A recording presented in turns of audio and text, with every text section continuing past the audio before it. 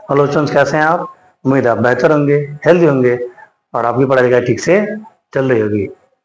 Students, मैं explain कर रहा था आपको क्लास 7 के न्यू लॉन्गमैन विस्टास बुक से चैप्टर की एक्सप्लेनेशन।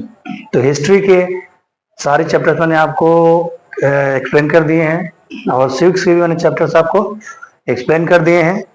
अब आपके सामने मैं आपको एक्सप्लेन करने जा रहा हूँ ज्योग्राफी का चैप्टर नंबर 1, जिसका नाम है आवर इन्वायरमेंट। तो इसकी एक वीडियो मैंने पहले ही अपलोड कर दी है, उसमें कुछ हेडिंग्स, कुछ टॉपिक्स मैंने एक्सप्लेन किए हैं और इसका सेकंड पार्ट आज मैं आपसे के सामने एक्सप्लेन करने वाला हूँ। तो मैंने आपको क्या एक्सप्लेन किया था, आइए जरा एक बार हम लोग फिर से इसको समझ लेते हैं। यहाँ का 4 डोमेन्स ऑफ नेचुरल इन्वायरमेंट। ये जो हमारा नेचुरल इन्वायरमेंट होता है ना, इसके 4 डोमेन्स होते हैं। अगर हिंदी में कहें और थोड़ा सा और लो लेवल से समझें तो इसके 4 पार्ट होते हैं, इसके 4 अंग होते हैं। कौन कौन से होते हैं? एक होता है आपका लिथोस्फीयर, एक आपका क्या होता है? लिथोस्फीयर। दूसरा आपका होता है हाइड्रोस्फीयर, ठीक है, हाइड्रोस्फीयर होता है। एक आपका होता है लिथोस्फीयर, एक आपका क्या होता है? हाइड्रोस्फीयर, ठीक है। जो लिथोस्फीयर, हाइड्रोस्फीयर, एक आपका होता है बायोस्फीयर, ठीक है। एक और होता है, उसको मैं भी लिखता हूं मैं, आइए तब तक इसको हम लोग समझ लेते हैं। लिथोस्फीयर क्या होता है, ठीक है। लिथोस्फीयर से जो हमारा तात्पर्य है, जो हमको समझना चाहिए, वो यहाँ पे लैंड फॉर्म्स है। जो हमारे लैंड फॉर्म्स हैं वो क्या होते हैं? लिथोस्फीयर होते हैं। यानी कि जितना लैंड है हमारे पास, जितनी जमीनें हैं, ठीक है, वो जमीन किस प्रकार के हैं? तो जमीन कहीं प्लेन है आपकी, कहीं प्लेन है, कहीं रॉक्स हैं, ठीक है, कहीं आपके माउंटेन्स हैं, ठीक ना, और कहीं उबड़ खाबड़ जमीन है जिसे हम क्या कहते हैं? प्लेट्यू कहते हैं, ठीक है। तो जितने हमारे पास लैंड फॉर्म्स हैं, जितने हमारे पास लैंड्स हैं, वो एक साइज में नहीं, एक शेप में नहीं है, एक प्रकार की नहीं है, और डिफरेंट डिफरेंट टाइप्स की हैं, डिफरेंट डिफरेंट शेप्स की हैं और डिफरेंट डिफरेंट तरीके की हैं। जैसे कुछ प्लेन है, जैसे हम यूपी में रहते हैं, मैं यूपी में रहता हूँ, तो यूपी का क्या है? इंडो गैंगेटिक प्लेन किसको कहा जाता है? ये जो जमीन है वो किसके कारण बनी? तो गंगा और यमुना के लगातार नदियां बहने के नाते जो उनसे अवसाद लाया गया, ठीक है, जो बचा खुचा मिट्टी जो है कि बहा करके लाया गया, उसके कारण ये बना, ठीक है। उसके बाद से कुछ आपकी जो जमीनें हैं वो रॉक्स के रूप में, चट्टानों के रूप में, कहीं कहीं चट्टानें पाई जाती हैं, तो कहीं कहीं आपके माउंटेन्स पाए जाएंगे। जैसे आप पहाड़ी इलाकों में चले जाएं, आप अरुणाचल में चले जाएं, आप झारखंड में चले जाएं, आप जम्मू कश्मीर में चले जाएं, आप हिमालय में चले जाएं या फिर साउथ में आप चले जाएं, तो वहाँ आपको माउंटेन एरियाज मिलेंगे। और कुछ आपका क्या है? पठार है, कुछ आपका प्लेट्यू है। पठार किसे कहते हैं? 0 से लेकर के 500 या 600 मीटर तक अगर कोई पहाड़ी, अगर किसी चीज की ऊंचाई है, पहाड़ी की या किसी की, तो उसे हम पठार कहेंगे। क्योंकि कभी किसी समय में ये बहुत ऊंचे हुआ करते थे, लेकिन वेदरिंग से, लगातार उस पर पानी पड़ने से, लगातार हवा के बहने से वो क्या हो जाता है? तो वो रगड़ करके, वेदरिंग करके वो, उनकी हाइट जो है कि छोटी हो गई, तो हम उन्हें क्या कहने लगे? प्लेट्यू कहने लगे। उससे उसके बाद से आपका था हाइड्रोस्फीयर। तो हाइड्रोस्फीयर में क्या होता है? जहां भी धरती पे, अर्थ पे जहां भी वाटर है या वाटर बॉडीज हैं, उन सभी को मिला के हम क्या कह सकते हैं? हाइड्रोस्फीयर कह सकते हैं। उनको हम किसके अंतर्गत रखते हैं? तो हाइड्रोस्फीयर के अंतर्गत रखते हैं। अब हाइड्रोस्फीयर की अगर हम बात करें तो 97% जो आपका वाटर है, ठीक है, वो क्या है? वो सॉल्टी है। वो कहाँ पाया जाता है? या तो ओशियंस में पाया जाएगा या तो सीज में पाया जाएगा। Indian Ocean, Pacific Ocean, Atlantic Ocean, बहुत से टाइप के सी हैं, Black Sea, Red Sea, Mediterranean Sea, number of seas हैं, बहुत सारे एग्जाम्पल्स हैं, नाम लेते लेते हम लोग थक जाएंगे। बहुत सारे सीज हैं और आपके ओशियंस भी हैं। तो इनमें वो वाटर जो है कि 90, टोटल वाटर अगर 100% हम अपने अर्थ पे अज्यूम कर लें, तो उसका जो है कि 97% आपका क्या है? तो सॉल्टी वाटर के रूप में, जिन्हें हम पी नहीं सकते। उसमें सॉल्ट इतना ज़्यादा है, सॉल्टी वाटर है, उसमें मैग्नीशियम क्लोराइड और NaCl है, MgCl और NaCl, मैग्नीशियम क्लोराइड और सोडियम क्लोराइड है। बहुत ज़्यादा अमाउंट ऑफ सॉल्ट है इसमें, तो हम उसको पी नहीं सकते। तो केवल 3% जो आपका वाटर है वही क्या है? पीने लायक है। और जो 3% ऑफ वाटर है, इसका बहुत कम परसेंट आपका क्या है? तो अंडरग्राउंड वाटर है। और ये जो 3% आपका वाटर है, ये कहाँ कहाँ अवेलेबल है? तो अंडरग्राउंड वाटर ग्रुप में अवेलेबल है। ये किस ग्रुप में अवेलेबल है? Underground water. अच्छा, उसके पास वाटर बॉडीज में अवेलेबल है। हम वाटर बॉडीज किससे कहेंगे? वाटर बॉडीज का मतलब क्या हुआ? रिवर्स हो गई, ठीक है, रिवर्स हो गई, लेक्स हो गए, पॉन्ड हो गए, इन सबको हम क्या कहेंगे? वाटर बॉडीज कहेंगे, ठीक है। इन सबको वाटर बॉडीज के रूप में लेते हैं। एक जो बचा हुआ था ना, वो आपका क्या है? लिथोस्फीयर था, हाइड्रोस्फीयर था, बायोस्फीयर हो गया। एक आपका क्या है? एटमॉस्फेयर, ठीक है, एटमॉस्फेयर। अभी एटमॉस्फेयर क्या होता है? हमारे पास, हम जहाँ रहते हैं, ठीक है, पूरे इन्वायरमेंट में हमारे आसपास जो गैसों का जो कंबल जैसा आवरण रहता है, जो गैसों का जो घेराव रहता है, ये हमारे आसपास जितनी एयर मौजूद है, एयर का जो भी स्ट्रक्चर मौजूद है, वो क्या हो जाता है? आपका एटमॉस्फेयर हो जाता है। अगली हेडिंग आपकी एटमॉस्फेयर है, और एटमॉस्फेयर को हम बहुत ही डिटेल में पढ़ने वाले हैं। तो मैं इसे इरेज करता हूँ और अगली हेडिंग लगाता हूँ एटमॉस्फेयर। अब ये आगे देखते हैं एटमॉस्फेयर को। किसको हम देखते हैं? हम देखते हैं एटमॉस्फेयर को। तो एटमॉस्फेयर क्या होता है? The air, okay, the air surrounds our environment, ठीक है, इज कॉल्ड एटमॉस्फेयर। क्या कहते हैं उसको? एटमॉस्फेयर कहते हैं। यानी कि हमारे चारों ओर, हमारे सराउंडिंग्स में जितनी भी एयर है, उसको हम क्या कहेंगे? एटमॉस्फेयर कहेंगे।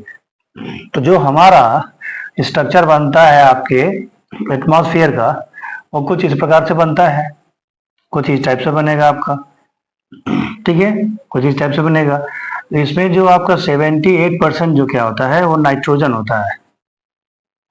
हमारे आसपास जो भी एयर है, जिसमें हम सांस लेते हैं, जिसको हम इनहेल करते हैं, ठीक है, उसमें क्या है? अगर हम उसके स्ट्रक्चर की बात करें, अगर हम एयर के स्ट्रक्चर की बात करें, जो हमारे आसपास पाई जाती हैं, जो हमारे इन्वायरमेंट में होती हैं, तो उस स्ट्रक्चर के मुताबिक 78% उस एयर में क्या पाया जाता है? नाइट्रोजन पाया जाता है। और जो नाइट्रोजन होता है, ठीक है, ये हमारे लिए, हमारे यूज का नहीं होता है। जो ह्यूमन बींग्स होते हैं, इनके लिए नाइट्रोजन नहीं होता है। हाँ, नाइट्रोजन का यूज कौन करते हैं? तो प्लांट्स करते हैं, ठीक है, प्लांट्स के लिए उपयोगी है। या नाइट्रोजन उपयोगी है, लेकिन हमको हमारे सांस लेने के लिए नहीं है, हमारे ब्रीदिंग के लिए नहीं है, ठीक है। बाकी कामों में हम उसका यूज कर लेते हैं, लेकिन ब्रीदिंग पर्पज के लिए नाइट्रोजन हमारे किसी काम का नहीं है। अब प्लांट्स के लिए काम का होता है। उसके बाद से आपका 21% के आसपास, 21 पॉइंट समथिंग क्या होता है आपका? 21 पॉइंट समथिंग आपका क्या हो जाता है? तो ऑक्सीजन पाया जाता है। और रही बात ऑक्सीजन की, तो ऑक्सीजन हमारे काम की चीज है। इसको हम ब्रीदिंग एयर कहते हैं, प्राणवायु कहते हैं। अगर ऑक्सीजन नहीं रहे, तो हम सब धरती पे जिंदा नहीं रहेंगे। बिना ऑक्सीजन के हमारा सर्वाइवल है ही नहीं, हम सर्वाइव कर ही नहीं पाएंगे। तो जो हमारे काम की चीज है, जो पूरे मानव जाति, जो पूरे ह्यूमन बींग्स के लिए काम की चीज है, वो केवल 21% है। और जो हमारे काम की चीज नहीं है, वो कितनी है? 78% है। तो चूंकि पेड़ पौधे बहुत ज्यादा हैं, पहले के टाइम में बहुत ज्यादा पेड़ पौधे हुआ करते थे, तो 70% नाइट्रोजन उनके लिए होता था। हमारे लिए कितना है? 21% है। और बाकी जो आपका बच रहा है, ठीक है, बाकी जो 1% बच रहा है, या 1% से कम बच रहा है, वो अदर गैसेज इसमें होती हैं। वो कौन सी होती हैं? अदर गैसेस होते हैं। रेडॉन हो गया, जेनॉन हो गया, ठीक है, इस टाइप की बहुत सारी गैस है। रेडॉन हो गया, जेनॉन हो गया, आर्गन हो गया, इसी प्रकार की बहुत सारी गैसें इसमें मिली होती हैं, ठीक है। तो ये रहा हमारा एयर का स्ट्रक्चर, और इस सबको मिलाकर के हम क्या कहते हैं? एटमॉस्फेयर कहते हैं। अब दूसरी आपकी हेडिंग है कि भाई इसका इंपॉर्टेंस क्या होता है, ठीक है। ये जो एटमॉस्फेयर होता है, इसकी इंपॉर्टेंस क्या होती है? तो एटमॉस्फेयर की सबसे पहली इंपॉर्टेंस क्या होती है कि अगर ये गैसों का मिक्सचर हमारे पास ना रहा, तो हम इसमें से ऑक्सीजन ले नहीं पाएंगे। और जब हम सांस नहीं लेंगे, तो हमारी क्या हो जाएगी? हमारी डेथ हो जाएगी, ठीक है। तो अर्थ पर जीवन रहे, जो ह्यूमन बींग्स है वो जिए, जिंदा रहें, इसके लिए एटमॉस्फेयर की जरूरत है। अच्छा, दूसरा एटमॉस्फेयर किसके लिए चाहिए? हमें जो कम्युनिकेशन करना होता है, ठीक है, हमें जो मोबाइल कम्युनिकेशन करते हैं, हम जो इंटरनेट यूज कर रहे हैं, हम जो मोबाइल यूज कर रहे हैं, तो इसके लिए भी एटमॉस्फेयर का होना जरूरी है, वो भी एटमॉस्फेयर से ही कनेक्ट होता है। एटमॉस्फेयर की कई सारी लेयर्स होती हैं, तो उस एटमॉस्फेयर के लेयर्स में हम जब जाएंगे तो कुछ आपके अर्थ से कुछ ऊंचाई तक, कुछ हाइट तक जो होती है, तो उसमें काफी सारी चीजें होती हैं। तो इसमें से एक जो आपकी लेयर होती है वो हमारे कम्युनिकेशन की भी काम आती है, कम्युनिकेशन के भी हमारे काम आती है। सबसे पहला पॉइंट तो मैंने आपको बताया ही कि हमारे जीवन को जीने के लिए, हमको जिंदा रहने के लिए इस एटमॉस्फेयर की जरूरत पड़ती है। अच्छा, उसके बाद से जो एटमॉस्फेयर में कुछ जो लेयर्स होती हैं उनमें बादल बनने की घटना होती है, उनमें हम हवाई जहाज उड़ा सकते हैं, ठीक है। उसके ऊपर जाएंगे तो आयन बनते हैं। तो ये सारे इंपॉर्टेंस होता है एटमॉस्फेयर होने का। एटमॉस्फेयर अगर नहीं रहेगा तो जितने लाभ मैंने अभी आपको गिनवाए उतना लाभ हमारा हो नहीं पाएगा। वही आगे बढ़ते हैं और अगली आपकी हेडिंग है बायोस्फीयर। अब ये बायोस्फीयर क्या होता है? Biosphere is a narrow zone where land, water and air get into contact. ये वो जगह होती है जहाँ पे लैंड, वाटर और एयर कांटेक्ट में आते हैं। कोई भी ऐसी जगह रहेगी जहाँ पे लैंड भी मौजूद हो, वाटर मौजूद हो और एयर हो, ठीक है, तीनों एक जगह, एक प्लेस पे तीनों अगर इकट्ठा हो जाएं, अगर ऐसा कुछ हमको संयोग बनता है तो उस प्लेस को, उस जगह को क्या हम कहेंगे? बायोस्फीयर कहेंगे। अब इसकी एग्जाम्पल क्या है? जैसे मान लो आपको क्या है, पॉन्ड है, ठीक है। पॉन्ड में ये तीनों चीजें आपको मिल जाएंगी। पॉन्ड में आपको जमीन भी रहेगी, वाटर भी रहेगा और उसके आसपास एयर भी रहेगी। तो ये एक आपका बायोस्फीयर हो गया, ठीक है। अच्छा, बायोस्फीयर हमारी इंपॉर्टेंट क्यों होता है?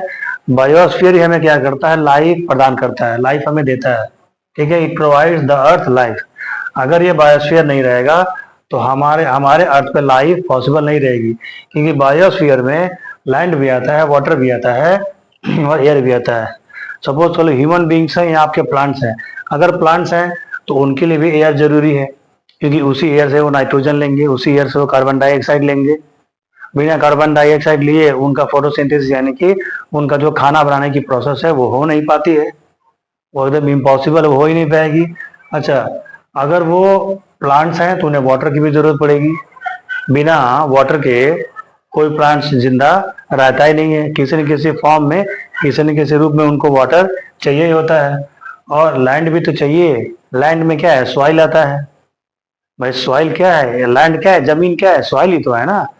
तो अगर वो प्लांट्स हैं तो उन्हें सॉइल की भी जरूरत पड़ेगी, और डिफरेंट डिफरेंट प्लांट्स को डिफरेंट डिफरेंट आपको सॉइल की जरूरत पड़ती है। कोई प्लांट्स रेड सॉइल में होता है, कोई प्लांट्स आपके एलुवियल सॉइल में होता है, कोई प्लांट्स आपके सैंड सॉइल में होता है। तो अगर उन्हें सॉइल चाहिए, उन्हें वाटर चाहिए और उन्हें एयर चाहिए, तो ये तीनों जहाँ इकट्ठा होते हैं, ये तीनों जहाँ मिलते हैं, उसी को तो हम बायोस्फीयर कहते हैं। तो इस बेसिस पे हम ये कह सकते हैं कि अगर बायोस्फीयर नहीं रहा तो बायोस्फीयर क्या है? तीनों का मिक्सचर है, लैंड, वाटर और आपके एयर का मिक्सचर है। ये मिक्सचर जहाँ कहीं पाया जाएगा वहाँ लाइफ होने की संभावना, पॉसिबिलिटी बहुत ज्यादा हो जाएगी, और वहाँ वैरायटी ऑफ लाइफ पाई जाएगी। एक ही प्रकार की लाइफ नहीं पाई जाएगी। ऐसा नहीं है कि वहाँ केवल ह्यूमंस पाए जाएंगे, वहाँ प्लांट्स नहीं पाए जाएंगे, वहाँ ह्यूमंस भी पाए जाएंगे, प्लांट्स भी पाए जाएंगे और माइक्रो ऑर्गेनिज्म भी पाए जाएंगे और भी बहुत कुछ पाया जाएगा, ठीक है। तो variety of life is biodiversity.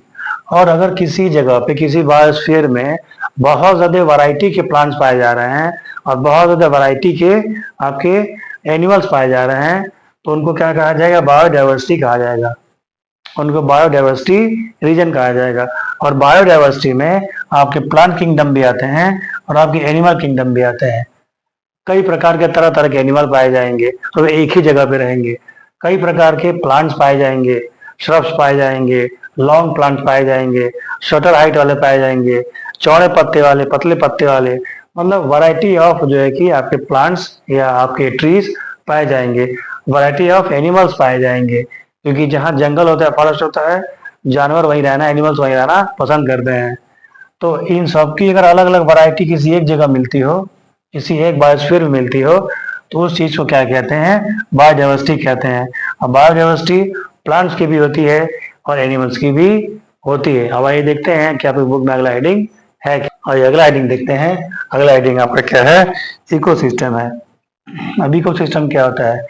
It is a distinct zone in the biosphere. Biosphere में ही ये एक विशेष यानी डिस्टिंक्ट जोन होता है, जिसे हम क्या कहते हैं, इकोसिस्टम कहते हैं। It has its own physical and biological environment. इसका अपना खुद का, अपना अलग ही जो है कि क्या होता है, अपना खुद का क्या होता है, फिजिकल और बायोलॉजिकल इन्वायरमेंट होते हैं। ठीक है। इकोसिस्टम में क्या होता है कि एक दूसरे के इंटरेक्शन से काम बनता है। ठीक है, इंटरेक्शन से काम बनता है। सपोज कर लीजिए कि जब ये बायोस्फीयर, ये भी एक प्रकार का क्या बायोस्फीयर ही है, डिस्टिंक्ट जोन इन बायोस्फीयर, तो बायोस्फीयर ही माना जाएगा ये भी। तो एक बायोस्फीयर में क्या होता है कि जब लिविंग ऑर्गेनिज्म में, किसमें, लिविंग ऑर्गेनिज्म में और नॉन लिविंग ऑर्गेनिज्म में जब इंटरेक्शन होता है, ये एक दूसरे के साथ रहते हैं, क्रिया करते हैं, एक दूसरे को प्रभावित करते हैं, तो वो जो सिस्टम तैयार होता है उसी को हम क्या कहते हैं, इकोसिस्टम कहते हैं। ठीक है। हर इकोसिस्टम में अपना बायोस्फीयर हो सकता है, हर इकोसिस्टम के अपने जो है कि रूल रेगुलेशन होते हैं। भाई लिविंग थिंग्स हैं, नॉन लिविंग थिंग्स हैं, जब एक साथ रहेंगे तो उनमें परस्पर क्या होगा, आदान प्रदान होगा, एक्सचेंज होगा और इंटरेक्शन होता है। तो उसी के इंटरेक्शन से एक सिस्टम बन जाता है, जिसे हम क्या कहते हैं, इकोसिस्टम कहते हैं। ठीक है। अच्छा, एक चीज और खासियत होती है इसमें, इकोसिस्टम में ट्रांसफर ऑफ एनर्जी होता रहता है। ट्रांसफर ऑफ एनर्जी, इकोसिस्टम की सबसे बड़ी स्पेशलिटी क्या होती है, सबसे बड़ी खासियत क्या होती है कि उसमें एनर्जी का ट्रांसफर होता रहता है। और इससे पहले हमने जो आपका पढ़ा था, ठीक है, बायोस्फीयर पढ़ा था, तो उसमें होगा कि नहीं इसकी कोई गारंटी नहीं है, लेकिन इसमें एक सबसे बड़ा फैक्टर काम करता है कि एनर्जी का ट्रांसफर होता रहता है। भाई जब लिविंग और नॉन लिविंग ऑर्गेनिज्म एक दूसरे के पास आएंगे, ठीक है, इंटरेक्शन करेंगे, आपस में क्रिया करेंगे, आपस में संबंध बढ़ाएंगे, आपस में तालमेल बिठाएंगे, तो उससे क्या हो जाएगा, उससे ट्रांसफर ऑफ एनर्जी होता रहता है और एक से दूसरे में एनर्जी जाती रहती है, एनर्जी का एक्सचेंज भी होता है और एनर्जी वहां से एक दूसरे के प्रति ट्रांसफर होती रहती है। तो ये रहा आपका चैप्टर नंबर 1। अब यहाँ से ये पूरा हो जाता है, अब इसमें कुछ भी एक्सप्लेन करने लायक नहीं बचा है। ठीक है। तो इसका एक पार्ट मैंने पहले ही आपको डाल रखा था, ये दूसरा पार्ट मैंने आपको एक्सप्लेन कर दिया। ठीक है। फिलहाल मैंने पंखा बंद किया हुआ है, मुझे पसीना बहुत आ रहा है, तो इसको मैं यहीं पर रोकता हूँ। इसी तरीके से मैं जितने भी ज्योग्राफी के चैप्टर बचे हैं, कुछ मैं एक्सप्लेन कर चुका हूँ, जैसे चैप्टर 6, 7, 8, 9, 10, 11, 12 ये सारे मैंने एक्सप्लेन कर दिए हैं। चैप्टर 1, 2, 3, 4 ये मैं नहीं कर पाया था, तो चैप्टर 1, 2, 3, 4 मुझे एक्सप्लेन करना है। 4 मैंने एक्सप्लेन करके डाला है, लेकिन आप लोगों की शिकायत थी कि उसकी जो आवाज है, साउंड क्वालिटी है, वो बेटर नहीं है, तो उस वीडियो को मैं डिलीट कर दूंगा और फिर से चैप्टर 4 में जो है कि करके आपको अपलोड करके दूंगा। अब आप कमेंट करके बताएंगे कि ये जो मैंने माइक लगाया हुआ है उसकी साउंड क्वालिटी, टोनिंग क्वालिटी कैसी है, आप मुझे कमेंट करके बताएंगे। और इसमें अगर कोई चीज आपको नहीं समझ में आती है, वही मुझे आप कमेंट करके बताएंगे। मिलते हैं आपसे चैप्टर नंबर 2 के एक्सप्लेनेशन के साथ। तब तक के लिए जय हिंद, जय भारत। पढ़ाई करते रहिएगा।